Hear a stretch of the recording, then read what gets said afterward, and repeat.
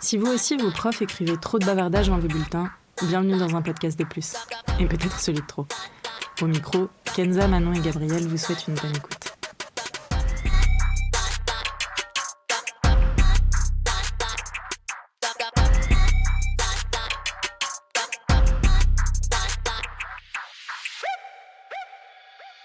Bonjour à tous, bienvenue dans ce nouvel épisode. Aujourd'hui, on a comme invité Sylvain. Bonjour Sylvain. Parce qu'il a...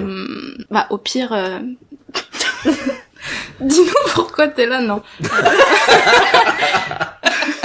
Mais qu'est-ce que tu fous dans le salon?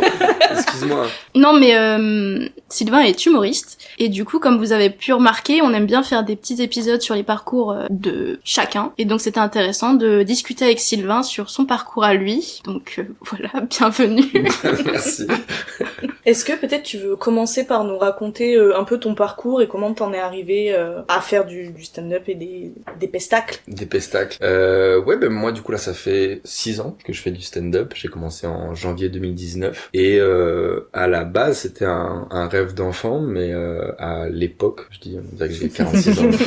À l'époque en fait le stand-up c'était différent parce que c'était très du sketch, du one man show, parce qu'il y avait à l'époque Florence Foresti, Anne Romanoff, les Gad Elmaleh, etc. Et en fait pour rentrer là-dedans il fallait faire une école de one man show, une école de cirque, après peut-être faire une télévision pour commencer. Donc c'était très compliqué en fait et donc j'ai un peu abandonné l'idée et après quand je suis rentré au cours Florent plus tard, il y avait d'autres élèves en fait qui faisaient du stand-up mais en comedy club et donc quand ils m'ont dit ce soir on est sur scène en stand-up, j'y attendais. Comment ça vous avez fait quoi comme études et tout, c'est une dinguerie. Ils étaient en mode non, il y a des comedy clubs où tu peux être personne, on te laisse genre 5-10 minutes et tu racontes des blagues. J'étais en mode mais je veux faire ça quoi. Et donc le soir même je suis allé les voir et le soir même je suis allé voir le programmateur et je dis je veux monter sur scène. Et 2 mois après il me donnait ma première date et voilà quoi. Mais c'est avec tout l'essor des comedy clubs, le Jamel Comedy Club à l'époque, toute cette influence américaine qui est venue, qui a amené une autre dimension en fait au stand-up qui est maintenant quelque chose de beaucoup plus parlé. Il reste encore des gens qui font un peu des sketchs mais maintenant, avant où il y avait quasiment que du sketch, maintenant c'est très parlé sur je raconte ma vie, mes expériences,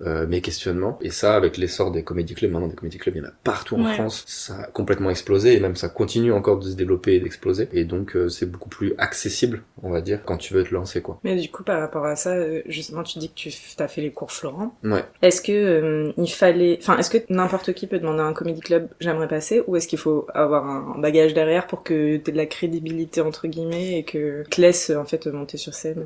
Ça dépend en fait des comédie clubs. Tu vas avoir certains comédie clubs qui sont plus orientés humoristes confirmés, où là ça va être un peu plus compliqué quand tu veux débuter. Ouais. Mais t'as des comédie clubs qui sont hyper ouverts à des gens qui veulent se lancer, quoi, qui ont jamais joué, qui ont aucune expérience et pas besoin d'avoir fait des cours Florent ou quoi. Demain, l'une d'entre vous a envie de monter sur scène, elle peut. Je veux voir ça. Je veux voir ça. Non mais si demain voilà l'une d'entre vous a envie de monter sur scène, elle peut contacter des comédie clubs qui vont être. Coucou Sylvain, t'aurais pas une petite place ce soir? Et paf quoi, 5 minutes et puis c'est parti quoi en fait. Ça peut très rapidement se lancer sans aucune expérience notable quoi en fait. Mais quand pardon. Vas-y. Non, mais quand t'es allé au cours Florent, c'était pas pour faire ça. Non, pas du tout. C'était pour aller dans le côté artistique, comédien, etc. quoi. Et c'est vraiment le fait que d'autres humoristes en face que je me suis rendu compte que ça existait parce que moi aussi, il y a plein de gens qui ne savent pas vraiment que ça existe. Alors c'est quelque chose qui a complètement explosé. À Bordeaux, on a presque 20 comédie clubs. Pourtant, il y a des gens des fois qui disent mais il y a des comédie clubs à Bordeaux qui savent même pas que ça existe en fait. Donc à l'époque, moi quand j'ai commencé, il y avait 3 comédie clubs. Et aujourd'hui, sur les 3, il y en a 2 confirmés qui existent. Donc ça marche bien quoi. Non mais parce que voilà, c'est comme c'est aussi souvent géré par des humoristes. Il y en a qui soit ils partent, soit ils ont des fois des conflits aussi avec les lieux parce que c'est encore un art qui est un peu nouveau et donc faire respecter cet art et les règles pour que ça se passe bien. Des fois c'est un peu compliqué avec les lieux. Donc il y a des lieux qui ferment, d'autres qui rouvrent et là ça explose bien quoi. Et toi t'as ta salle? Oui, alors c'est pas ma salle à proprement dit. Il y a c'est une salle de spectacle qui s'appelle l'Estrade à Bordeaux et là-bas je suis référent humour entre guillemets, c'est je m'occupe de la ça fait très je sais pas comment appeler ça parce que je m'occupe de la programmation, que ce soit des spectacles, des comédie clubs, je fais le maître de cérémonie aussi sur les comédie clubs. MC, comme on dit dans le milieu. Exactement. Et voilà, donc je m'occupe de tout ça, toute la partie humour et donc ça me fait aussi bosser sur d'autres choses, sur de la programmation, donc bosser avec des prods, caler des artistes, puis aussi animer des soirées, qui est un autre exercice que celui de faire des blagues. C'est 2 énergies complètement différentes. Du coup, c'est ton taf à plein. Ouais. Plein. À plein plein. À plein plein. Ouais, je suis à plein plein là depuis janvier. Ouais, je suis intermittent du spectacle là depuis janvier, Ok. donc je fais vraiment que ça. Même Cool. si ça fait déjà presque 2 ans où je fais plus que ça. Mais pour avoir l'intermittence, il faut cumuler des cachets et tout. Et donc j'étais au chômage. Et là depuis janvier, ça y est, je suis intermittent du spectacle. Et donc alléluia. Trop Voilà. bien, bravo. Merci. Non, mais en fait pas trop. Mais ouais, c'est cool. Maintenant, je fais vraiment que ça et je vis de ça et Trop bien. c'est une chance. T'arrivais déjà à en vivre avant d'être intermittent du spectacle ou pas du tout? Non, pas du Ouais. tout. Enfin, non, parce qu'en fait, tu fais des chapeaux ou quoi, donc c'est de l'espèce ou des trucs comme ça. Puis c'est l'espèce, c'est pas de l'argent. donc, Non mais... mais tu sais, c'est rien de déclaré ou quoi. Après, Oui, si tu montes oui, beaucoup oui. sur scène, en vrai, tu peux faire peut-être 500, 600 sur Ouais, des bons bon. mois de chapeau, quoi. Mais proprement dit, tu vis pas vraiment qu'avec ça. Et donc après, ce qui est cool, c'est que de plus en plus, il y a des salles qui font au cachet et tout. Bah, notamment nous à l'Estrade, on fait au cachet et ça me permet moi-même de faire des cachets. Ok, cool. Et ça, après, ça te donne un fixe mensuel. Et en plus, tu prends un pourcentage sur tes cachets en plus et tout. Donc, tu vois, tu peux... Ouais, beaucoup plus stable et beaucoup plus solide. stable. Et puis quand t'as ton roulement de cachet, là tu peux commencer à vraiment avoir quelque chose de stable. Sauf ceux qui ont leur intermittence mais qui doivent recourir derrière leur cachet. C'est aussi des fois comment la vie de beaucoup de gens d'intermittence, ils ont leur cachet et derrière faut retrimer pendant toute l'année. Moi j'ai cette chance d'avoir voilà certains lieux, certains plans qui font que je peux m'assurer une intermittence tranquillement. Donc je suis assez privilégié là-dessus, donc c'est cool. Du coup, c'est sous forme de contrat, j'imagine? C'est avec en fait Pôle emploi spectacle, Ok. enfin, maintenant France Travail, et donc c'est directement rattaché à ça pour ton intermittence quoi en fait. Si ça permet à certains de se lancer, let's go. Allez-y. Moi, je trouve ça ouf de constater, parce que ça fait plusieurs épisodes qu'on fait sur ce format-là, du coup, que peu importe les filières, on va dire de manière générale, j'ai l'impression que plus ça va et plus il y a des chemins autres que les études classiques pour accéder à des domaines de taf. Et je trouve ça ouf de le constater là aussi pour le stand-up. Genre, tu vois, le fait que tu savais pas que c'était possible de passer par là à la base et que t'étais dans un truc, ok, il faut faire telles études très précises et tout. C'est hyper encourageant aussi pour faire des reconversions, par exemple, ou oser se lancer dans autre chose. Je trouve ça trop cool. Grave. Après je pense que c'est plus propice pour le milieu artistique on va dire, où il y a moins forcément de bagages de formation pour certains trucs et tout. Mais ouais, là, dans le stand-up maintenant, toute personne qui a envie de se lancer en vrai, elle peut se lancer, elle peut complètement se lancer après avoir vivre et tout, c'est d'autres étapes. Mais le tenter en tout cas, mais le c'est tenter, possible. voilà, tous ceux et on voit souvent des gens démarrer parce que voilà, ils se disent bah en fait je peux, et donc et ils essayent, des fois ils aiment, ils aiment pas, mais demain quelqu'un a envie de se lancer sur scène, il peut contacter les comédie clubs ou les gérants et il pourra très facilement avoir une date à un moment donné. Alors il va pas jouer toutes les semaines au début, Ouais, normalement. mais ouais, il peut avoir au moins une date par mois, et si ça se passe bien, après avoir une récurrence, et puis de toute façon comme c'est les humoristes qui gèrent les comédie clubs, nous on se croise dans les comédie clubs, donc on voit ceux qui débutent, ceux machin aussi, on essaie de s'accompagner et s'entraider. Et du coup, quand tu commences tout juste, t'as genre combien de temps? Enfin, ça ressemble à quoi? Bah ça dépend des lieux et des scènes. Par exemple, nous quand on a commencé, c'était du 10 minutes, donc ce qui est énorme. En vrai, quand tu fais ton premier passage, d'être solide sur D'avoir 10 minutes, c'est énorme. Mais aujourd'hui, t'as pas mal de comédie club, notamment pour les débutants, où c'est du 5 minutes. Ok. Et 5 minutes, c'est quand même beaucoup plus digeste pour... Puis surtout, si en plus ça se passe mal la première Oh fois. là là. Ouais, rester 10 minutes devant un public, genre. 10 minutes, c'est très très long. Donc au moins 5 minutes et tout. Et après, en vrai, quand tu montes sur Paris ou quoi, ils ont plein de formats, même 3 minutes quoi. Bah, du coup, Ouais. convaincre en 3 minutes, c'est aussi Ouais. un autre exercice, tu Ouais. vois. Enfin, mais du coup, t'as déjà été stressé ou dès le début, t'as été à l'aise être en stand-up, quoi? Non, faux départ. Non, j'ai toujours été très stressé, moi. Alors aujourd'hui, ça va mieux en comédie club, mais ouais, la première fois, j'étais mort de trouille. Maintenant, en comédie club, ça va mieux. Ça me fait ça sur les spectacles, du coup, maintenant. Et je pense qu'au bout d'un moment, quand t'as vraiment l'habitude, que t'es à l'aise, mais pendant très très longtemps, j'étais très stressé avant de monter sur scène. Mais comment t'as fait?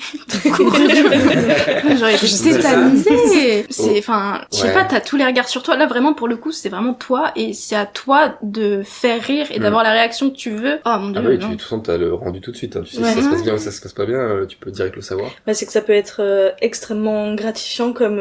Enfin... La pire expérience Ouais, de ta c'est ça, vie. c'est que c'est très binaire au final dans Ouais, le ouais. résultat que t'obtiens. C'est... Bah après du coup si ça dépend de comme moi j'avais déjà eu un rapport à la scène avant et tout, Oui. donc peut-être que ça m'avait aussi un peu Oui, oui. et puis bah moi les premières fois ça s'est pas trop mal passé on va dire, on s'entend hein, c'était pas l'éclate mais c'était pas des moments douloureux et du coup bah très rapidement tu te dis ah ouais en vrai c'est cool quand tu chopes des rires les premières fois où tu dis un truc et que les gens voilà, t'as plusieurs dizaines de personnes qui devant toi rigolent ensemble et tout. C'est un truc, c'est inexplicable, quoi. Quand tu le vis, t'es en mode, ah ouais, c'est incroyable. Et du coup, t'as envie de le sentir plus. Mais les premiers vraiment moments durs de bide, ils sont durs, mais ils sont hyper importants parce que derrière, ça désacralise un peu le truc. C'est-à-dire qu'au début, quand tu le vis pas, t'en as très peur. T'en as très peur, quoi. Et donc, les premiers, ils sont vraiment douloureux, mais ils permettent de désacraliser un peu le truc et de se dire que, bah, en fait, on fait des vannes et que des fois, on n'a pas, c'est pas une science infuse non plus. Des fois, t'es chez toi, dans ta salle de bain, t'es en mode, ah putain, mais là, c'est trop marrant, ça va être génial. Puis t'arrives, y a personne qui se marre. Et t'es en mode, ah ok, donc je suis pas du tout dedans. Mais de le vivre, le bide, bah après, ça permet d'être plus ok avec ça et de te dire, ok, bah je travaille en fait. Ouais. Des fois, il y a des scènes et tout, quand c'est pas ton spectacle, que les gens ils mettent 15, 20, 30 balles pour venir te voir, que c'est des gens qui viennent dans des soirées gratos et tout, c'est ok des fois de pas avoir la bonne vanne ou le bon truc, mais c'est juste du travail pour trouver le bon angle, et des fois ça dépend juste à une virgule ou mais c'est ce que j'allais dire, est-ce que c'est pas dur aussi de savoir quand c'est la proposition en soi qui est pas, enfin le fond de la vanne qui est pas ouf, ou est-ce que c'est la formulation, le choix du vocabulaire, enfin trouver cette, comment dire, c'est juste le milieu. Ouais, exactement. Ouais, Ça doit être compliqué, non? Ouais, bah en fait faut tenter des choses en fait. Tu vois, faut des fois t'as une vanne et en fait tu vas mettre une respiration à un moment donné où tu vas mettre plus un temps ou quoi. Et puis pour être bien sûr, faut la tester aussi plusieurs fois parce que des fois le public ça varie de en fait fou, ça ouais. dépend, puis de l'énergie de la soirée, de tout le passage. L'heure avec laquelle tu passes, voilà, il y a change. plein de données vraiment qui font que des fois une vanne bah en fait c'était pas le bon moment, elle a pas marché et puis elle va cartonner. La gestion du rythme, j'ai l'impression que c'est compliqué. Enfin, parce que du coup, de temps en temps, on va voir des choses de stand-up, etc. Et moi, à chaque fois, ce qui me marque, c'est les personnes qui parlent beaucoup trop vite. Et en fait, la vanne est pas mauvaise, mais juste le rythme est pas très bon et du coup, ça prend pas. Et j'ai l'impression que c'est un des éléments qui est difficile à gérer. Le débit de parole. Et... Ouais, bah en fait, même moi, je l'ai beaucoup vécu, je le vis encore des fois, parce que avant, en tout cas, je parlais extrêmement vite. Et c'est quelque chose que j'ai dû apprendre à ralentir, parce que pour que les gens rigolent à la vanne, bah faut qu'ils écoutent la vanne. Mais des fois, quand je suis un peu... Ouais, leur laisser l'espace. Non, mais si les gens, tu leur mets des patates et tout, c'est une vanne des fois, enfin faut la digérer et tout, quoi. Donc si tu tabasses le truc, et dans mon élocution, dans tout ça, j'ai dû beaucoup travailler. La posture aussi. Hein. Mais du coup, même encore des fois, je sors de scène, je me dis putain, ça a pas trop remarché, et puis d'autres humoristes ils me disent ouais bah là, t'as pris le train quoi, parce que je sais pas, t'étais stressé ou t'étais dans un truc, et donc c'est en fait c'est beaucoup, enfin c'est un peu le flow quoi, comment tu navigues sur la soirée. Après t'as aussi justement dans cette question du rythme, ça peut aussi être un truc qui ajoute à oui, ta ça peut vanne. faire partie de ton humour. Ouais, parce que genre je pensais à un mec qui s'appelle Lies le Vagabond, qui fait un truc en mode bon bah j'ai que 5 minutes pour vous présenter mon spectacle de 15 minutes, et du coup il parle super vite et t'entends juste genre des petits mots par-ci par-là, et c'est un mot de rire. Ça fait partie un peu de la Ça fait partie un peu du truc ouais aussi quoi. Ouais, complètement. Et après puis, mais tu tiens pas. Je pense que tu sens la différence aussi quand c'est voulu et que Oui, c'est bien inclus sûr, dans bien le truc, et quand c'est pas maîtrisé et que c'est de la panique, Ouais, enfin ou du stress, ou juste tu fais pas gaffe. ouais, et puis le rythme aussi va beaucoup dépendre du public.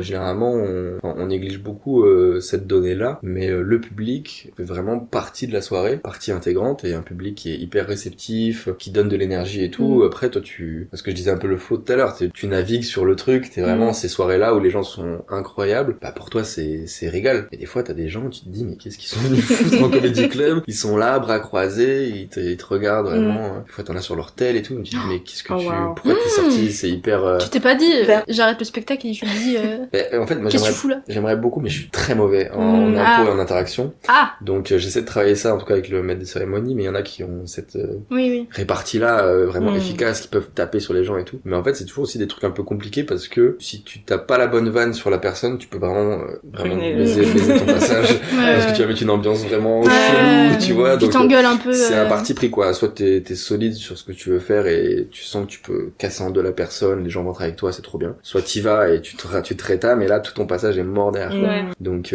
c'est à choisir. Je me demandais si t'avais eu une interaction particulière avec le public dont tu te rappelles, genre dans la tranche plutôt mauvaise expérience, tu vois. Bah dans la tranche mauvaise expérience, j'ai joué une fois dans un Auchan. Ok. Ok. Au rayon jambon. Ouais. L'anecdote est folle. En fait, ça fait genre, je sais pas, 3 mois que je fais du stand-up. Et il y a Nordin Ganzo, qui est un humoriste bordelais. À l'époque, il commençait bien à péter. Il commençait à jouer au Jamel Comedy Club et tout. Une fois passer dans mes stories Insta, il fait une sponsor un peu en mode, ouais, voilà, concours de stand-up au Chambouillac. Oh putain. Mettez vos Ça fait rêver tout ça. Mettez vos candidatures et tout, à telle adresse mail, gros concours, ça va être incroyable, je sais pas quoi. Moi je me dis bon bah vas-y, ça fait 3 mois, un concours, pourquoi pas tester quoi. Et j'envoie le mail et genre je sais pas, genre, l'après-midi même, genre 2 heures après, je reçois un mail de confirmation, vous avez été pris et tout. Je me dis ah putain, je suis trop fort. Il y avait un candidat. Sylvain. Tu sais, je me dis vraiment, ah ça y est, je suis une rosta là, non, tu vois vraiment, je suis complètement dans le déni. L'ego max. Et je vois pas du tout vraiment le piège se refermer. Et je sais pas, je suis naïf à cette époque-là, je me dis... C'était il y a combien de temps qu'on resitue? C'était bah du coup 3 mois, donc il y a 6 ans. Ah ouais. C'était il y a 6 ans, ouais. Et je me dis, je sais pas, peut-être que ils ont fermé une partie du Auchan, ils ont invité tous les commerçants, des gens, et voilà. Tu vois, ils vont une grande scène, un truc. Non. Je me rêve le truc, quoi, tu vois. Salle de spectacle dans le Auchan. C'est vraiment, tu passes entre les gens qui font leurs courses, ils choisissent leur yaourt, toi t'es là, tu veux écouter une blague? Et c'est terrible parce que j'arrive dans le Auchan et je suis une super énergie, je suis là, putain, ça va être trop bien. Et je cherche une énorme scène, un truc, tu vois, je marche, et puis d'un coup, vraiment dans l'allée, avec les 8 portes battantes, vraiment une estrade de 1 mètre sur 1 mètre, avec un pied de micro et limite 2 JBL, quoi, tu vois. Et je vois le truc, et là, tu sais, t'as tout de suite, t'as une descente d'organes, et t'es en mode, non. Et là, je me dis, j'ai une demi-seconde, soit je me casse et je disparais, soit j'y vais, quoi. Et en fait, le temps que je me dis ça, je vois au bout une meuf, en fait, c'est qui est l'organisatrice, et qui fait des grands gestes, moi. Sylvain!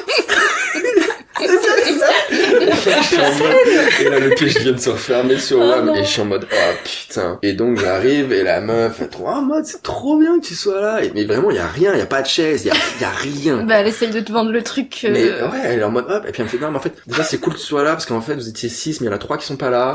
Donc, tu m'étonnes, ils sont arrivés, hein. ils ont senti le truc, ils se sont cassés. Et c'était, en fait, elle me balance plein de trucs, elle me dit, en fait, c'est pas vraiment un concours. Parce que moi, je me disais concours, donc il y a un prix, un truc, tu vois, on fait une première partie pour un autre artiste, on a un truc, parce qu'on t'es a au payé. champ, calme-toi. Non, mais, Au champ de Bouliac, je le connais, mais naïf. Je m'étais rêvé un truc, et elle me dit, bon, c'est pas un concours, c'est plus un festival, tu vois, un truc, voilà. C'est un festival au champ, vraiment. Et là, moi, je me rends compte à quel point elle est déconnectée, quoi. Elle est pas méchante, mais elle est complètement déconnectée. Et à cette époque-là, pendant les comédie clubs, bon, on fait du 10 minutes maximum. Moi, ça fait 3 mois que j'ai du stand-up, je dois avoir 10 minutes à peine solide, quoi. Vraiment, elle est peut-être 15, mais vraiment, y a rien, c'est pas du tout solide. Et elle me dit, bah, écoute, tu seras là, et puis bon, écoute, t'as une demi-heure, et tu sais, une demi-heure, c'est beaucoup quand même. Dans le Auchan. Non, mais après, bon, tu fais comme tu veux, si tu veux faire 20 minutes, 15 minutes, voilà. Si tu veux faire 3 heures. T'as une demi-heure. Voilà. Si tu veux partir. Faut juste pas faire plus d'une demi-heure. T'emmerde pas. Ça sera pas le cas. Et donc, je m'installe, et en fait, il y a une espèce de petit café en face, où il y a personne, sauf un mec avec son journal et tout. Et donc, il y a les 2 organisatrices, et donc, il y a les 2 autres humoristes qui arrivent, qui, pareil, je vois leur gueule, vraiment, je me vois vraiment dans leurs yeux, la réaction que j'ai eue, et je les vois qui se disent, oh putain, dans quoi je me suis embarqué. D'ailleurs, les 2 ne font plus de stand-up. Au champ. Ça a ruiné leur ça a carrière. cassé des carrières, quoi. Et donc, elle arrive, et là, en fait, elle nous briefe un peu, et puis elle commence à prendre le micro, et elle parle, et là, je me rends compte qu'elle parle dans tout le Auchan. C'est pas genre, ça sort de la scène, c'était dans les enceintes, au rayon légumes, au rayon frais, et je me dis, attends. Donc là, je vais parler devant personne, mais à plein de gens dans le Auchan, quoi. Une expérience finalement. Non, mais c'est lunaire, tout est lunaire, y a rien qui va, quoi. Et donc, je suis le premier à passer. Je dis, attention, retrouvez dans l'allée F, Sylvain Gauthier, artiste bordelais, qui va nous faire son univers. Mais là, t'as plus envie qu'elle te présente à ce moment-là. Non, mais Tu vas être anonyme. non, mais je veux juste disparaître à ce moment-là. Et encore, je suis pas encore passé, quoi. Et donc, elle m'appelle et, allez, on fait du bruit pour Sylvain. Enfin, tu sais, elle fait tous les codes, en plus, comme s'il y avait une salle pleine devant elle, tu sais. Allez, on fait du bruit pour Sylvain. Les mamies avec leur cahier. C'est terrible. Et j'arrive, je monte sur scène, ok. Et en fait, c'est pas tu bides, mais tu parles devant personne. Oui. Ouais. C'est même pas des gens qui ne rigolent pas. C'est qu'il y a Zéro. personne. Il y a juste les 2 humoristes qui ont envie de disparaître dans la table. En soi, en mode rodage, c'est pas plus mal. Enfin, non, parce que le rodage, t'es censé voir la réaction Bah, du public. tu sais pas si Oui, ça oui. marche. Mais je veux dire, rien que pour t'entraîner au niveau Oui, mais si de je veux la faire ça, scène. je le fais dans mon salon. C'est très bien aussi. Ouais, bah ouais. Et donc, mais c'est quand même douloureux un peu parce qu'il y a ce truc de et juste devant, t'as les 2 meufs, donc l'organisatrice et sa stagiaire, qui elles sont ravies. Elles se disent, on vient de faire un truc. C'est une pépite. Tu fais tes vannes et puis elles sont là. Ah oui, mais Elles sont toutes les deux, elles sont en mode ah c'est génial. C'est terrible. Il y a un qui va et je sais pas, moi je me dis putain, je vais me faire un défi. Ce mec-là qui est dans le café sur son journal, je vais aller le chercher quoi. C'est lui. Je vais choper son attention. Si j'arrive à choper son attention, j'ai gagné. Quoi. j'ai gagné le concours qui n'existe pas du Auchan. Exactement. Je me dis il me faut un défi perso, un truc. Donc, Ouais, t'as raison. je vends mon machin et tout. Et à un moment donné, je parle de ma tub et je dis le mot tub, ok. Et au moment où je dis le mot tub, il y a le mec qui est avec son journal, qui baisse son journal, qui me regarde et qui fait et qui se remet dans son journal. Donc là, t'es en train de dire que le seul spectateur que t'avais, Je l'ai saoulé. t'as jugé Vraiment, il m'a jugé en mode T'as voulu le wow. cogner, dans mais le tu l'as pas. Dans le champ, avec des gens, c'est-à-dire qu'il y a, là aujourd'hui, il y a des gens qui Mais étaient t'as en osé. train de faire leurs courses rayon légumes Mais oui. et qui m'ont entendu parler de ma Bah tub oui. pendant 5 minutes, quoi, tu vois. Et Mais donc, t'aurais dû faire ça. mais- T'aurais dû arriver, voir le traquenard, prendre un caddie et tu vois. C'est ça, mais surtout qu'il y a des gens aussi qui passent avec leur caddie, Qui tu sais, s'arrête pas. avec les gosses, mais ils s'arrêtent pas une seconde. C'est vraiment qu'ils te regardent en mode, mais qu'est-ce qui se passe? Mais qu'est-ce qu'il fout là, lui? Tu sais, en train d'aller faire leur course, il y a le mec qui est sur une estrade en train de Attends, raconter des juste, trucs. c'était quel jour de la semaine et à quelle heure? C'était en sûr. plein après-midi. C'était un samedi. Genre, non, c'était un, je sais Non, même mais plus, justement, genre, Si genre un mardi après-midi à 14h, il y a personne dans le Auchan. ah non, mais il y avait déjà pas grand monde. Et les gens qui passaient avec le caddie, puis tu sais, des enfants qui braillent, qui sont machin. Qu'est-ce qu'il fait, le monsieur, là? Non, je sais pas. Rien. Je sais pas. Avance. Je crois qu'on rêve là. Et donc c'est terrible, quoi. Et puis la meuf, en plus, elle revient, du coup, à la fin du passage. Donc, à partir du moment où j'ai perdu le mec, avec son Ouais. journal, j'ai tracé dans mes Ouais, vannes, ouais. avec aucune Ouais. cohérence, Ouais, voilà, je saute d'un truc à l'autre, je sais même plus ce que je raconte. Et elle monte sur scène à la fin de mon passage, et je faisais une petite partie un peu sur le couple à l'époque où j'étais en couple et tout. Et elle monte et elle me fait, elle prend le micro, elle dit, ah, c'était super, Sylvain, et puis en plus, oh là là, on est toutes très déçus d'avoir appris que tu es en couple. Et elle me tend le micro. Et ça, en mode, et là je suis en mode, mais j'ai juste envie de mourir, quoi, en fait. Qu'est-ce que tu fais? Et elle commence à me faire une espèce de pseudo-interview. Oh non. Ouais. Genre, horrible. Ouais. Vraiment terrible. Terrible. Et puis, après, je suis sorti et je suis allé un peu décompresser. J'ai pleuré. Mais dehors. j'imagine ton Ouais, état je d'esprit, pense tu que- sais, un peu Enterré. flottant là, en rentrant chez toi, en mode, mais qu'est-ce que je viens de vivre? Ah ouais, non, mais c'était... Oh, purée. T'es pas resté regarder les deux autres Si, minutes, si, ouais. si, bien sûr. Et alors, Ouais, Je bah ouais. soutiens comme Bah moi. ouais, quoi, c'est pour ça. pareil. Je peux retrouver la photo. Oh, pitié. Je l'ai dans mes Oh, mes oui. mails. Que nos auditeurs verront, bien Pas. sûr. Attendez. Et ouais, donc j'ai regardé les autres après, et c'était terrible Cata pour aussi, eux, là. quoi. Quelle expérience. Voilà. Oh waouh, il y a un article Ah, dans le c'est journal. Ouais, parce qu'il y a un mec qui est passé sur le journal, quoi. Oh purée. Et donc voilà, tu vois. Et, donc, Et la les photo gens- super cadrée. Avec en le plus, caddie, t'aurais la vraiment- dame, bah, clairement la dame qui passe avec son caddie. Qui est en mode, je suis pas au courant. ouais. Le Et c'est lieu n'est moi. pas idéal pour une performance artistique. Le courage des comédiens mérite donc d'être révélé. Oh C'est putain, cool. non. Quand Bah tu as non. joué ici, tu peux jouer n'importe où. Révèle un spectateur attablé au café italiano.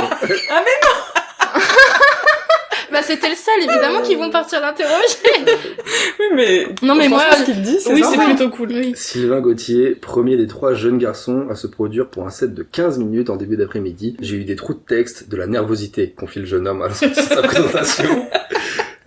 Putain, ouais, donc voilà, Honnête. c'était terrible. Ah ouais. Donc vraiment, tu vis ça à 3 mois de stand-up, en vrai, Ouais, c'est un peu... bah ça a forgé, quoi. Mais du coup, ouais, les deux autres, ça a eu raison d'eux. Mais c'est hilarant par contre. Ouais, voilà, Vraiment. l'histoire est folle, quoi. Tu l'as jamais raconté du coup en... Non, j'aimerais bien en parler Bah oui. en stand-up, Bah oui, parce qu'elle Ah, est il y a un déjà truc à faire, drôle, hein. mais- c'est hilarant, Ah mais oui, franchement c'est... mais voilà, mais faudrait que je pimpe encore un peu plus Oui, bien avec, sûr. avec des vannes et tout. Mais l'idée de base est... Ah, la situation c'est de lunaire, base c'est est lunaire. déjà incroyable. Ouais. En plus, tu vois, je me dis, c'est même pas le petit truc sympa de... Enfin, le cadre est tellement pas propice à ça, parce que on te propose un truc un peu comme ça, je sais pas moi, l'été, tu vois, à Bisca, là où t'as les marchés le soir et t'as Ouais. toujours des artistes, Ouais. t'as des danseurs, souvent des comédiens, etc. Tu le fais là, tu dis, les gens, ils viennent pour se détendre, ils viennent passer un bon week-end, mais alors le faire dans un Auchan où les gens, ils viennent juste acheter leur boîte de raviolis, tu vois, Mm. franchement, dur. Non mais c'est ça, mais surtout en plus, ils avaient fait aucune com, rien quoi. Enfin, Terrible. je sais pas à quoi ils s'attendaient quoi. Beaucoup de gens ne réalisent pas vraiment ce que c'est que le stand-up. Beaucoup de même des lieux, des fois on est obligé de du coup maintenant de vraiment imposer nos conditions pour que les soirées se passent bien. Parce qu'il y a encore des gens qui pensent que oui stand-up on vous met dans un coin de la salle et puis vous jouez quoi. Ouais. Tu sais comme si c'était un groupe de musique. Que c'est pas pareil quoi. On a besoin de l'attention des gens, on a besoin de Oui, que ce soit, qu'il y ait un espace vraiment Qu'il y ait une dédié, écoute. ouais. pas de service pendant qu'on joue, Mm. pas toutes ces conditions qui sont importantes à faire respecter aujourd'hui pour que ce travail soit bien. Et c'est bon pour nous, mais bon pour les gens aussi. Oui. On sait que derrière, l'expérience va être encore encore plus cool pour eux que s'ils sont tous attablés, qu'il y a des gens qui nous tournent le dos, qu'il y a des serveurs qui viennent, qui coupent leur attention, parce que une vanne, tu perds l'attention mais 5 secondes pour te remettre dedans, après il te faut 2-3 minutes quoi. Et c'est terrible sur des passages de 10 minutes, si t'as mis déjà 2-3 minutes à essayer de récupérer le train, c'est compliqué. Donc ouais, c'est dur, surtout dans ce truc là de te dire en fait, puis qu'elles étaient complètement déconnectées quoi, les meufs elles étaient vraiment en mode oh putain mais c'est incroyable ce qu'on vient de faire. On a vraiment dynamisé un peu le Auchan quoi, c'était fou quoi. Voilà. Excellent, et ben merci pour l'anecdote, écoute, ça régale. Avec plaisir. Je suis désolée pour toi, hein, mais moi ça me régale. Non, écoute, moi aussi maintenant avec le recul, ça fait une belle anecdote à raconter quoi. Oh que oui. Est-ce que t'as un processus créatif très cadré, très particulier pour l'écriture? Absolument pas. Au feeling? Ouais, en fait, chacun un peu a ses méthodes de travail. Chacun là, ils se posent dans un café et pendant 3-4 heures, ils écrivent. Moi, c'est beaucoup plus différent. J'ai des notes sur mon téléphone où dès qu'il y a des trucs dans la journée qui me passent par la tête, je les note et après, peut-être que je vais un peu plus en profondeur dessus. Mais moi, j'ai beaucoup de mal. J'ai déjà des gros soucis de concentration. Moi, j'ai la concentration d'une huître. C'est catastrophique.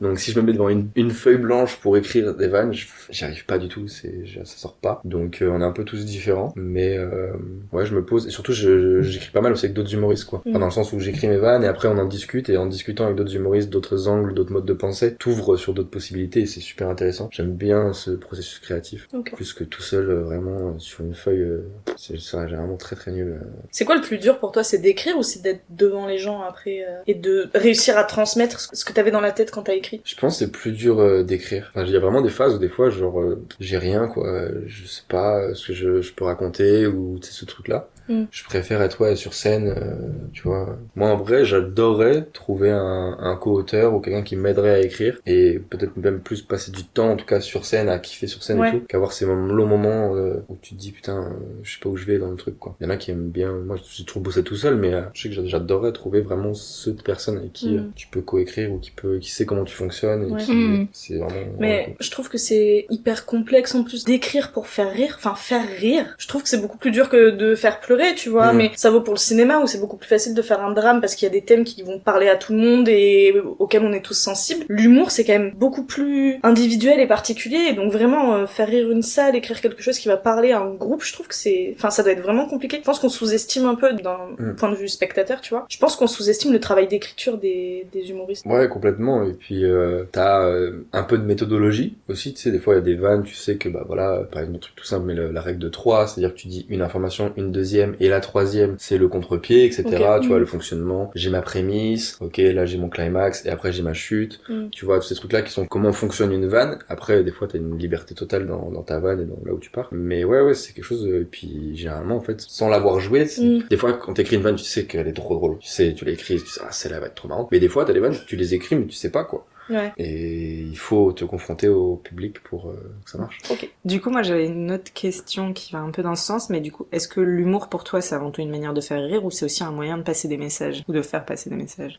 Ça aussi, c'est très personnel et propre à chacun. Je sais que moi, dans les cours de théâtre, etc. que j'ai fait, j'ai beaucoup, en tout cas, évolué avec cette idée on a un temps de parole et du coup, avec des gens qui nous écoutent, donc c'est cool si on peut faire passer des messages et en tout cas avoir des choses à défendre sur scène. Du coup, tu parles de ta bite. Exactement. Pour moi, qui est un sujet qui nécessite d'être défendu et personne n'en parle. Alors du coup, qui mieux que moi pour en parler. Bien sûr. non mais bien sûr, mais après ça amène sur d'autres choses, d'autres questionnements, etc. plus complexes, etc. Mais je sais que il y a d'autres humoristes qui eux revendiquent le fait de ne rien avoir à défendre, pas de message. Que la seule chose qu'ils défendent, c'est de faire rire les gens. Et il y en a, ils se disent, je sais que textuellement, quand tu sors de mon spectacle, t'es pas en mode waouh, il m'a instruit des trucs et tout. Mais sur 1 heure, 1 heure et demie, j'ai oublié complètement où j'étais, je me suis marré et c'est aussi pour ça que je venais. Bah c'est ça qu'on recherche donc, aussi. voilà, ça c'est chacun son parti pris. Mais je sais que moi, j'aime bien, alors pas tout ce que je raconte, tout n'a pas forcément complètement un sens, etc. Mais des thématiques importantes. Mais ça nécessite aussi plus d'écriture quand tu veux défendre des choses et tout, tu vois. Ouais, pour que ça passe bien.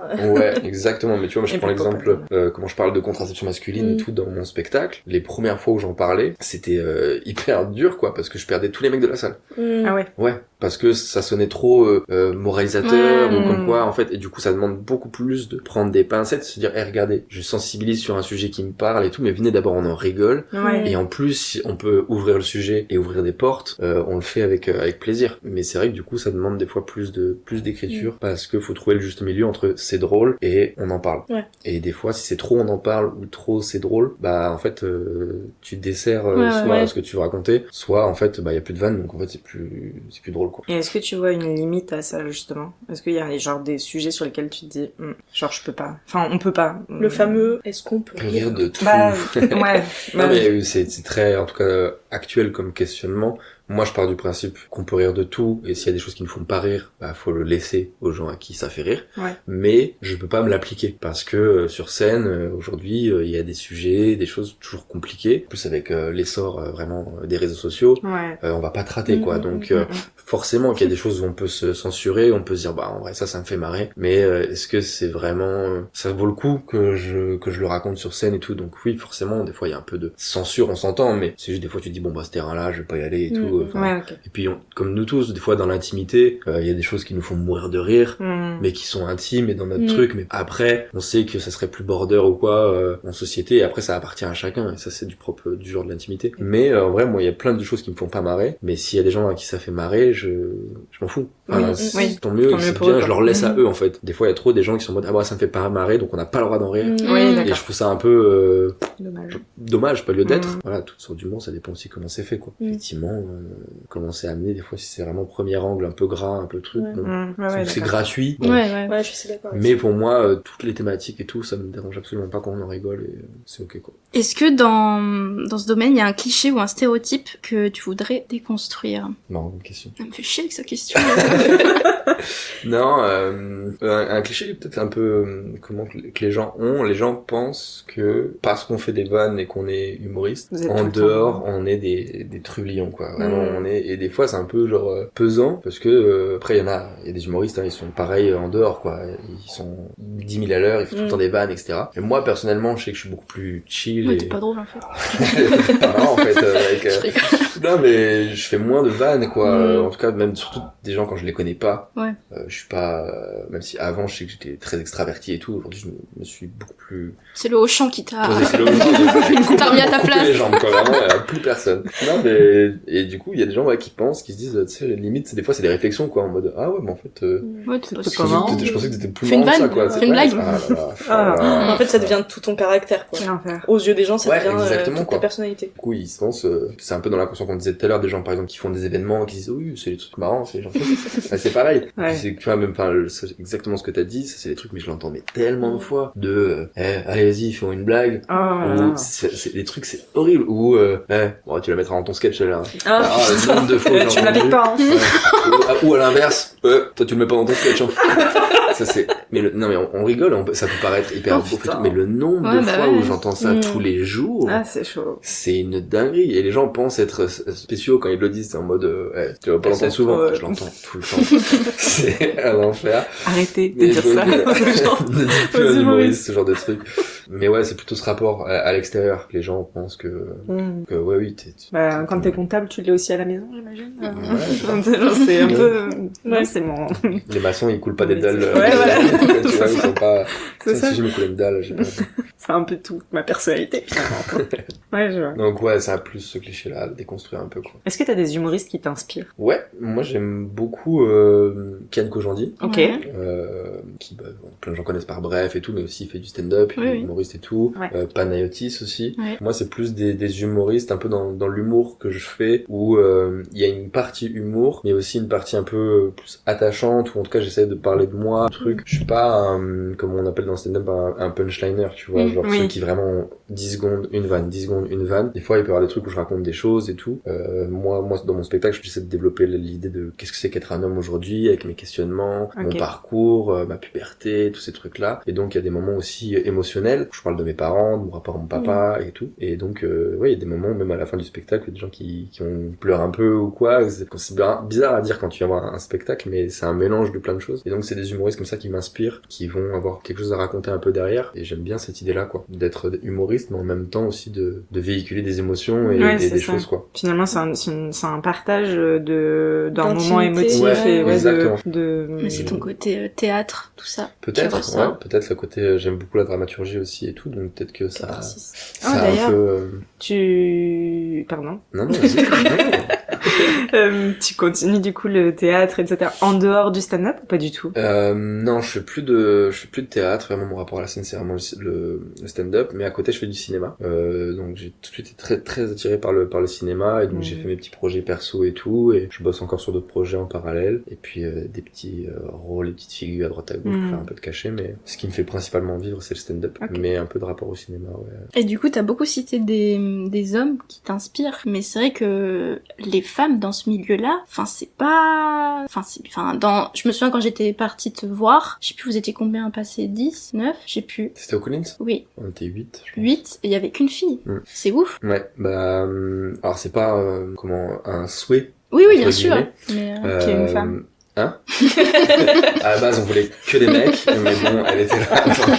On a dit, allez, vas-y. Non, mais oui, en fait, c'est que la proportion de filles est beaucoup plus moindre. Certainement aussi, ça découle de notre société assez patriarcale, etc. Et donc, laisser les femmes venir, même pour elles, c'est très compliqué. Alors, ça évolue quand même pas mal. Dès qu'il y a des filles qui se lancent et tout, on essaie de les pousser, de leur dire c'est trop cool, de les accompagner, etc.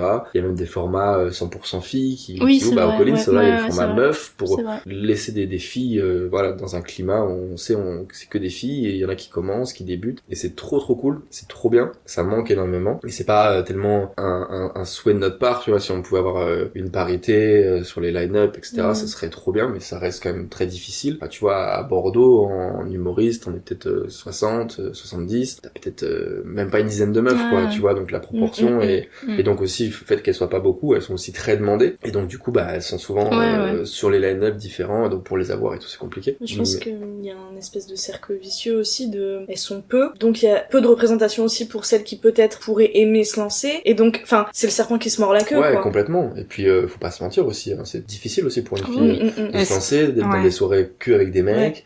Est-ce que tu penses que... Est-ce que tu trouves que le public est plus sévère avec des meufs qu'avec des mecs, par exemple? Ça évolue, mais je pense que oui. Ouais. Je pense que notamment venant des mecs, je pense que les mecs sont plus durs quand c'est une fille sur scène. Et c'est dommage, parce que moi je trouve ça trop intéressant, j'aime trop voir les meufs sur scène, parce que justement, on passe notre temps à voir des vannes vues par le prisme des hommes, et du coup c'est trop bien des fois, d'avoir les femmes qui, par leur prisme, comment elles vivent les choses, les rapports humains et tout, et c'est trop cool. Mais du coup il y a aussi beaucoup de filles, généralement, c'est un truc en tout cas moi que je trouve que j'ai remarqué, qui quand elles montent sur scène, vu que, souvent elles montent avec des thématiques très fortes, tu vois ce que je veux dire, parce que elles montent sur scène et elles se disent je suis une meuf et tout, il faut que...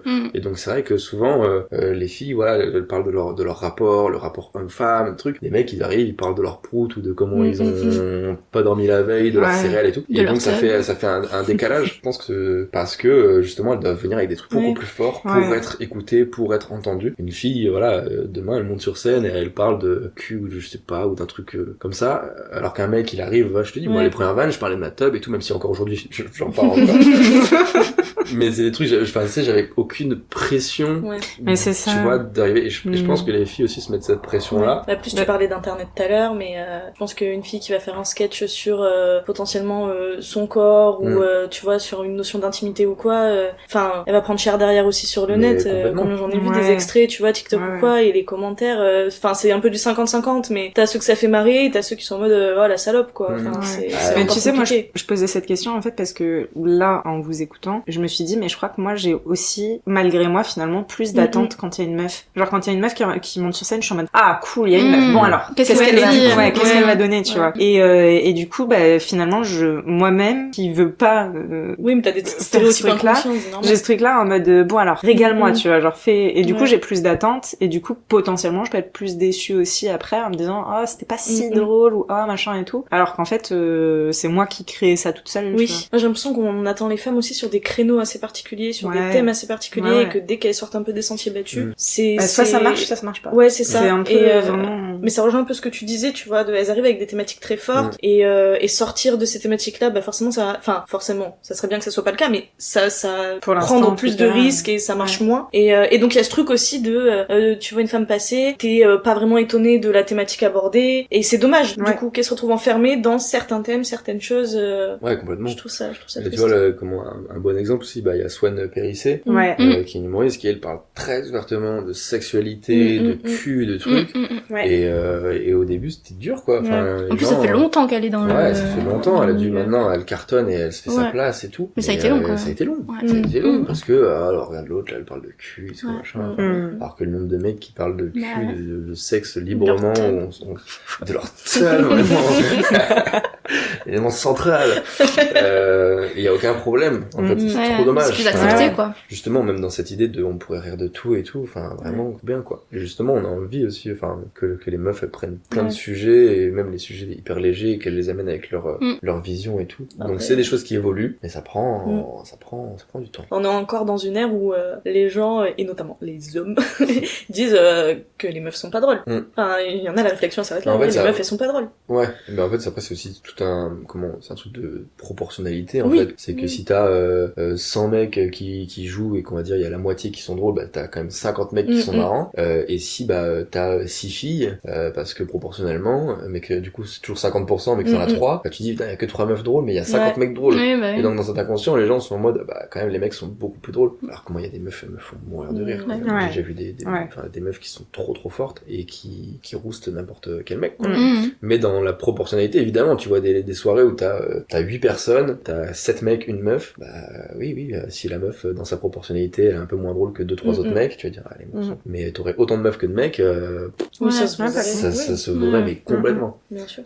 Complètement. Moi, il y a une question que j'aime trop poser à chaque fois quand on demande, enfin, on fait un épisode sur le parcours ou le métier de quelqu'un, c'est est-ce que t'as une forme de déformation professionnelle dans ton quotidien? Je chauffe la salle tout le temps. Tout le temps, je fais tout le temps applaudir les gens par applaudissement. Ah Dès que non, j'ai au une chant, soirée. c'est... au chant, c'est The Place to Be, enfin, Sylvain.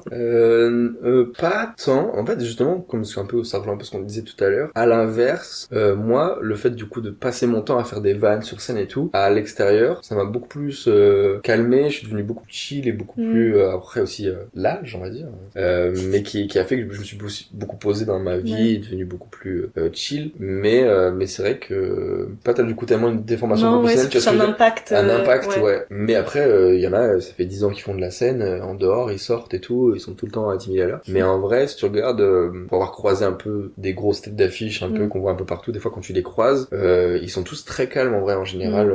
Et c'est pas non plus des grands trublions. Ouais. Justement, comme tu fais ça tout le temps, tout le temps, ton énergie humoristique, on va dire, elle est beaucoup plus moindre. Ouais, faut que tu te ressources, faut équilibrer un peu. Bah ouais, et puis quand t'envoies, tu sais, c'est un peu, tu prends de l'endorphine, quoi, quand t'envoies, tu reçois les rires des gens et tout. Donc quand t'as ta dose là-dessus quotidienne, t'as plus besoin d'aller chercher ce besoin qu'on peut avoir quand on est, avant d'être humoriste, de faire rire les gens, d'aller choper ce rire et tout. Est-ce que t'es plus exigeant du coup envers les gens qui font des blagues? Enfin, est-ce que t'es plus exigeant dans ton humour dû à ça? Est-ce que c'est facile de te faire rire ou pas? Pardon. Ouais. Galère toujours, mais... On arrive à la finalité de Voilà. non, moi je suis très bon public, je rigole beaucoup, même des vannes très beaufs ou très Bon, premier ça, c'est angle, c'est très marrant là. Voilà, non mais moi je sais que vraiment ça me fait beaucoup marrer. Mais je vais l'être devant un spectacle.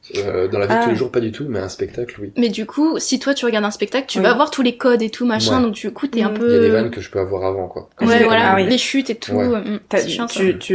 Ça va être difficile de ne pas analyser du coup un truc que tu regardes, non? Bah t'es pas dans l'analyse, mais Oui, tellement des choses, des codes que t'as Ouais. l'habitude Ouais. et tout, que quand tu vois quelqu'un qui Tu profites qui moins. pose un truc, tu sais, ah, ça va finir là-dessus. Donc là, il est en train de parler de ça. Ah ouais, donc la chute, c'est ça.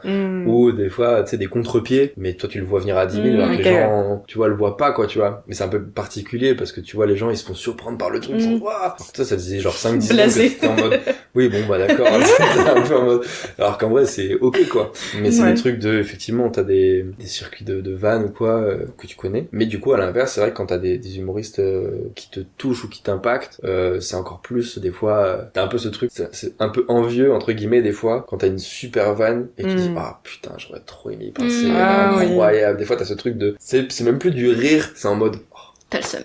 t'as vraiment Bravo, envie bravo. bravo mec, trop fort. Ouais. Mais c'est trop intéressant aussi de voir comment certains en fait étirent une vanne ou dans quel axe ils partent, parce qu'on part tous dans des directions différentes pour étirer un axe et en rigoler. Et t'en as des fois ils partent dans des trucs, c'est tellement juste, tellement drôle que t'es vraiment en mode waouh. Enfin, tu vois le côté technique un peu derrière et te dire ah ouais putain mais comment il en est arrivé là, tu sais, t'es en train de te remontres la vanne et tu te dis ah oui il a pensé à ça, mais c'est du génie quoi. Donc c'est un peu, moi ça me le fait plus quand je regarde du stand-up en fait, vraiment. Ok. Mais dans la vie de tous les jours Oui. moi tu peux très vite me faire marrer très facilement. Je me demandais quelle est la place de ton ego dans tout ça, tu vois, genre est-ce que ça joue dans cette volonté de faire ce métier-là, de faire rire les gens, comment les critiques peuvent impacter ce truc-là aussi Bah comme dans tout artiste en général quand même il y a quand même une grosse part d'ego, enfin du stand-up te T'imagines, dire toi je vais monter sur scène et il va y avoir des personnes qui vont m'écouter, Ouais, c'est ça. T'applaudir. et qui vont m'applaudir et que je vais Tu faire vas en marrer. rire. Il y a forcément un rapport d'ego, mais c'est aussi beaucoup du plaisir. Après ça dépend en fait, tous on est passé par là entre guillemets à un moment donné. Des fois t'as des vannes, elles marchent très bien, et puis d'un coup ce soir-là ça marche pas. Le premier truc que la plupart des humoristes vont dire c'est ouais c'est le public, ouais. c'est le public, c'est pas moi. Alors que des fois, complètement, des fois, juste en t'enregistrant un truc, tu dis, ah ouais, mais là, j'ai parlé trop vite, tu vois, ce qu'on disait tout à l'heure, j'ai parlé beaucoup trop vite, là, j'étais pas dans l'énergie, et tout. Alors oui, des fois, il y a des publics qui sont hyper mous, timides et tout, mais en fait, le rire, c'est quelque chose de très intime. Ouais. En fait, quand on rigole, qu'on s'esclaffe, généralement, c'est un moment où toutes les barrières tombent. On n'est pas du tout dans le contrôle. Donc, c'est très intime, et donc, les gens, ils ont besoin des fois, de gérer ce truc-là à leur manière. Et donc, ton ego, là, il peut être impacté. Mais faut souvent te dire, bah, si ça n'a pas marché, ok, bah peut-être que c'est moi qui déjà faut dire moi, j'ai peut-être un truc à retravailler, plutôt que des fois, c'est vrai que dans les premières scènes c'est inconscient, mais c'est un peu, c'est comme tu te fais avoir ou tu te fais un truc, t'as un truc de non mais c'est pas possible. Bah c'est pour te protéger aussi quoi. C'est ça, c'est Ouais, l'autodéfense normal, en fait. c'est normal. C'est de te dire ouais c'est eux le problème, c'est pas moi. Ouais. Alors que Tout le temps. voilà c'est ça. Mais surtout quand ça te fait sur des vannes qui marchent, tu sais qu'elles marchent sur des gens, que ça marche tout le temps et d'un coup ça marche pas. Public de merde. Ouais, tu peux te dire ça. Non, pas plus tard Allez, qu'hier, ça m'est arrivé dans le C'est pas sens nul. où j'ai fait des vannes que je connais bien, qui marchent, etc. Mais j'étais épuisé de ma semaine et je sais que c'était mon énergie le problème, c'était pas les gens, tu vois. Et à l'ancienne, je serais sorti en mode ah vas-y c'était mou et tout. En fait, c'est moi qui j'ai senti que je les perdais parce que dans mon énergie, il y avait un truc où j'étais lessivé là de la semaine. Mais ouais, c'est le rapport à l'ego. Mais comme ce qu'on disait aussi tout à l'heure, le bide quoi. Ouais. Faut le vivre en fait, faut le vivre, le surmonter. Et après, c'est quelque chose qui est ok, c'est normal, ça fait partie du travail, c'est good. Moi pour terminer, j'aimerais te demander, est-ce que t'as des conseils à donner pour ceux qui peut-être voudraient se lancer, hésitent, sont en process, en apprentissage? Ouais, bah plus que des conseils en vrai déjà, je leur dirais de se lancer s'ils ont envie. Mais en vrai, ça te paraît un peu bateau comme phrase. Mais aujourd'hui, comme ce qu'on disait tout à l'heure, c'est quelque chose qui est hyper ouvert et accessible. Vraiment, faut prendre conscience que c'est hyper accessible. Si t'as envie de commencer, tu peux commencer. Y a personne qui dira non. C'est ça. Non mais non, normalement, tu pourras monter à un moment donné assez rapidement. Et après, en vrai, moi, le meilleur conseil qu'on m'ait donné quand j'ai commencé, la première fois que du coup, je vais prendre ma première scène, on me dit bah ok, bah dans 2 mois tu joues. Donc dans 2 mois j'ai une scène, mais j'ai rien écrit. Et donc j'ai écrit 4 pages de blagues. Il y a deux pages où je parle un peu de moi, de trucs qui m'arrivent, et 2 pages où j'écris des vannes. Vraiment, je crée des trucs quoi. Et je vais voir un pote qui était au cours Florent, qui est lui, un peu scénariste et tout, metteur en scène, et qui aidait un peu des humoristes et tout. Et je lui montre mes 4 pages, et il arrive, il lit tout, et après il prend les 2 pages où j'ai inventé des vannes, des trucs, il fait 2 immenses croix dessus quoi. Il me dit ça, c'est de la merde. Mais vraiment, ça te dit pas que je suis d'accord, je vais monter sur scène. Et il me dit par contre les 2 autres pages où tu parles de toi, là il y a un truc, là c'est intéressant. Et en vrai c'est le meilleur conseil qu'on m'a donné, c'est de parler de moi, de ce que je vis en fait par ton prisme et tout. C'est là aussi que tu vas pouvoir que les gens vont pouvoir te suivre parce que tu vas amener ta patte et ton identité. De l'authenticité. Exactement. Ouais, c'est sincère. Donc en vrai, et on a tous des trucs trop marrants dans nos vies. On a tous, que ce soit dans notre caractère, et l'autodérision c'est tellement puissant, c'est tellement fort. Et puis en tant qu'humoriste, en vrai déjà si t'arrives pas à rire de toi, c'est compliqué de rire des autres. Et moi j'adore l'autodérision. Et voilà. Après faut bien le gérer, hein, parce que faut pas non plus que ça passe pour de l'autoflagellation. Paul Mirabel c'était ça au début, c'était lui et sa timidité et tout, il se clashait lui-même constamment, quoi. Ouais. Ce Du qui a coup, t'étais en marché. mode c'est marrant. T'étais pas en mode oh le pauvre. Non, Ce non, qui peut arriver mais des c'est ce fois qui a quand marché c'est pour mal lui, quoi. fait. Ouais, quand même. C'est trop intéressant. Puis c'est tellement fort en fait d'arriver et de dire venez, on va se moquer de moi. C'est trop drôle. Donc ouais, l'autodérision, parler de soi, de choses qui nous parlent et se lancer quoi. Eh ben nickel. Lancez-vous. Et paf. Bah écoute, merci beaucoup Sylvain d'être venu pour prendre la parole sur ton parcours. Merci. C'est avec plaisir. Ouais. Vous êtes bien aimables, mesdames. Non, franchement, c'était chouette, c'était trop cool. On a hâte d'avoir vos retours sur cet épisode-là, d'ailleurs. N'hésitez pas à nous en faire, s'il vous plaît. Ouais. On va retrouver aussi Sylvain pour un prochain épisode, si jamais ça vous a intéressé. Juste peut-être t'as des réseaux, Sylvain, tu veux peut-être Ah ouais, faire de la oui, promo j'avoue. sur quelque Grave, chose, mais je sais grave. pas. On l'invite, mais on lui donne rien. Non mais sur les réseaux, Sylvain Gauthier, Gauthier sans H, Sylvain Gauthier sur Instagram. AUTIER. AUTIER, exactement. Je fais des petites blagues sur les réseaux et puis je mets un peu mes actualités, spectacles et comédie club dessus quoi. Et ben voilà. Parfait. Allez checker. T'as fait une phrase quand même. Qu'est-ce que c'est que ça? Non mais attends, on est où là? Tu seras pas humoriste, toi. Non mais merde. Oh là là. Remets-nous les voyelles là, qu'est-ce qui se passe? Il te met ce gosse. Oh, purée. Super. Bon, sur ces magnifiques cris d'enfants, on va vous laisser pour aujourd'hui. On vous retrouve la semaine prochaine pour un nouvel épisode. En attendant, portez-vous bien et Non mais y'a rien qui va, qu'est-ce que c'est? Vous vous connaissez entre vous? C'est comment c'est Non, c'est rencontré hier. En vrai, C'est pour ça, y a aucune alchimie. c'est mouillé là. C'est juste bisouille. Bisouille.